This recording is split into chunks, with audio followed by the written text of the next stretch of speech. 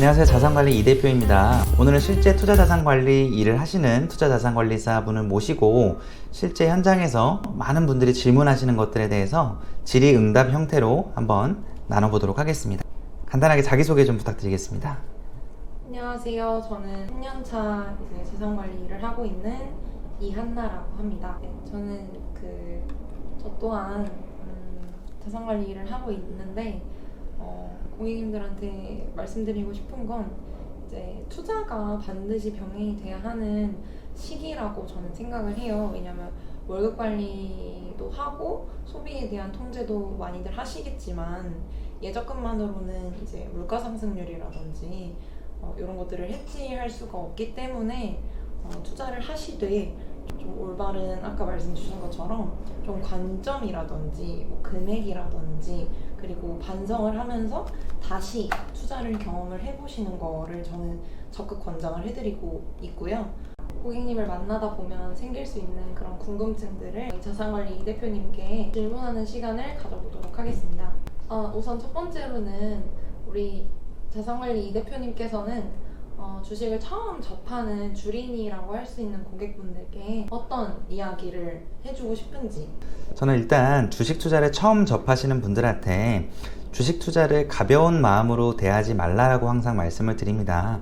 그 이유는 뭐냐면 주식 투자는 어떻게 보면 처음에는 돈을 잃을 각오도 하고 투자에 대해서 접근을 해야 됩니다. 그래서 너무 그냥 가볍게 주식 투자 해볼까 라는 마음보다도 주식 투자로 정말 인생을 바꾸고 내 삶의 질을 더 나은 방향으로 하는 마음가짐을 잡고 시작하시는 것을 권장을 드리겠습니다.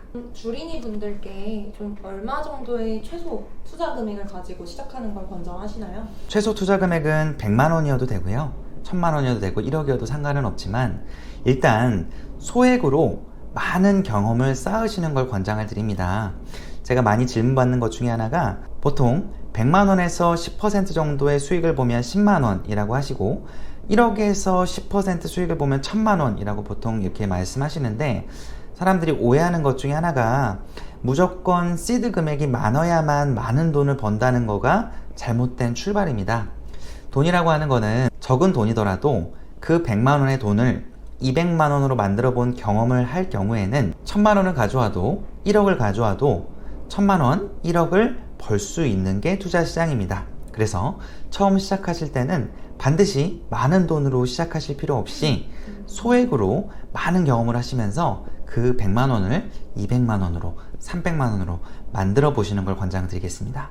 그러면 이제 저희가 대부분 이제 접하는 고객님들이 주식에 대해서 잘 모르고 어려워하시는 분들이다 보니 최소 금액을 100만 원으로 정하신다라고 하고 그러면 어떤 종목이라든지 테마를 선택할 때의 그런 기준들이라든지 두 번째로는 어느 정도의 기간을 가지고 100만 원을 말씀하신 것처럼 10% 20% 수익을 보고자 하는 적정한 기준을 잡는 게 좋은지 그런 것들도 좀 궁금합니다. 네, 실제로 많이 질문하시는 것들인데 투자를 처음 시작하실 때 어떻게 투자해야 되는지 모르시는 분들이 많습니다.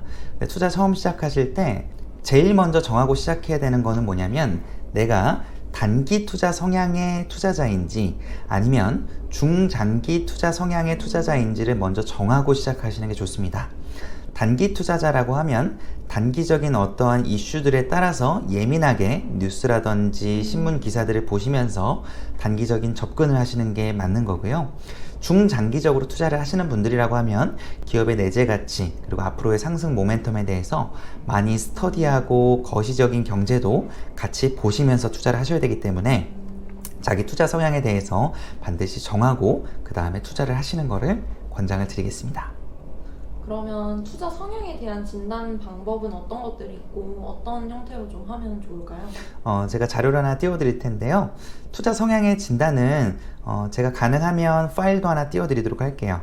일단 투자 성향에 대한 진단은 내가 투자를 할 때 어느 정도의 목표 수익률을 기대하는지 그리고 목표 손실에 대한 감내는 어느 정도까지 할 수 있는지와 투자 가능한 기간들을 종합적으로 판단해서 안정형 투자인지 조금은 공격적인 투자 성향인지 이런 것들을 판단하게 됩니다. 그렇기 때문에 이렇게 자기의 투자 성향을 명확하게 진단을 하고 투자하시는 것을 권장을 드립니다. 그리고 투자에 대한 손실 가능 범위도 말씀을 주셨는데요. 그러면 주린이들이 처음 투자를 할 때, 시작할 때 어느 정도 금액까지를 내가 손실 가능 범위라고 잡아두는 것이 좀 좋을까요? 아까도 말씀드렸듯이 투자에 대한 손실 범위라든지 폭 같은 경우에는 본인의 투자 성향에 따라서 달라집니다. 어떤 분들은 마이너스 10%, 20%를 가볍게 견딜 수 있는 분들도 있고 어떤 분들은 마이너스 5%만 나도 상당히 불안해 하시는 분들이 계신데요. 그래서 자기 투자 성향을 진단하고 나면 어떻게 보면 그거에 대한 어느 정도 가이드라인이 나온다라고 보시면 되는데, 중요한 거는 내가 투자를 할 때 보통은 엑시트 전략이라고 해서 출구 전략을 세워놓으시는 게 되게 중요합니다. 내가 예를 들어서 삼성전자라고 하는 기업을 투자한다고 했을 때 삼성전자라고 하는 우리나라의 우량 기업을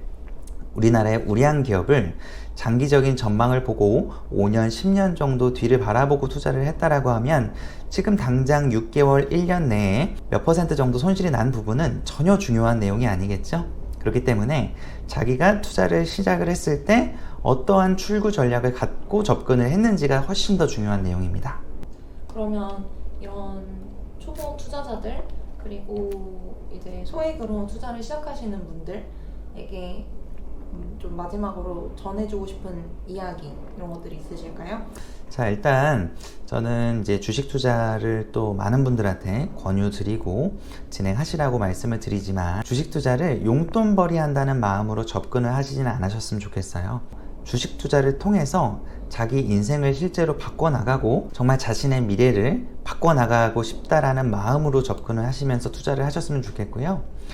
주식 투자를 일반적인 분들이 우리 부모님 세대나 이런 분들이 많이 하지 말라고 하십니다. 그 이유는 손실을 많이 보신 분들이 상대적으로 많아서 그래요. 실제 주식시장에서는 상위 10%, 20%만 돈을 벌고 살아남는 시장입니다. 그런데 재미있는 거는 주식시장도 마찬가지지만 어떠한 일도 마찬가지고 어떠한 것이든 상위 10%, 20%가 모든 것들을 독차지하는 시장이에요. 팔레트의 법칙이라고 아마 들어보셨을 거예요. 상위 20% 정도의 전체 소득이라든지 이런 것들이 하위 80%보다 많다는 법칙인데 주식시장도 통용됩니다. 주식 투자를 하실 때 하위 80%에 해당한다라고 했을 때 내가 왜 하위 80%가 됐는지에 대해서 고민하실 필요가 있어요. 실제 내가 투자할 때 주변 친구 말만 듣고 투자하진 않았나? 혹은 급등주만 따라가서 투자를 하지 않았나? 정말 그 기업에 대해서 명확히 분석하고 이슈에 대해서 철저하게 검토하고 투자했는지에 대한 부분이 병행이 안 되고 실패했다 라고 했을 때는 올바른 투자가 아닐 수도 있을 거예요. 그렇기 때문에 우리 구독자분들께서 투자하실 때는 누가 손실봤다 이런 부분들이 중요하다기보다는 손실을 봤으면 왜 봤는지, 그리고 구독자분들께서 앞으로 향후 투자를 한다라고 했을 때 그러한 시행착오를 겪지 않으려면 어떠한 노력들이 수반이 돼야 되는지를 같이 공부하시면서 투자하시는 것을 권장을 드리겠습니다. 좋은 말씀 너무너무 감사드리고요. 우리 구독자분들께서 자산관리 이 대표님 동영상 많이 시청해 주시고 좀 주식 투자에 있어서 많은 도움 되셨으면 좋겠습니다. 네, 오늘 영상은 여기까지고요. 오늘도 제 영상이 도움이 되셨다라고 하면 구독과 좋아요, 알림 설정까지 부탁드리겠습니다.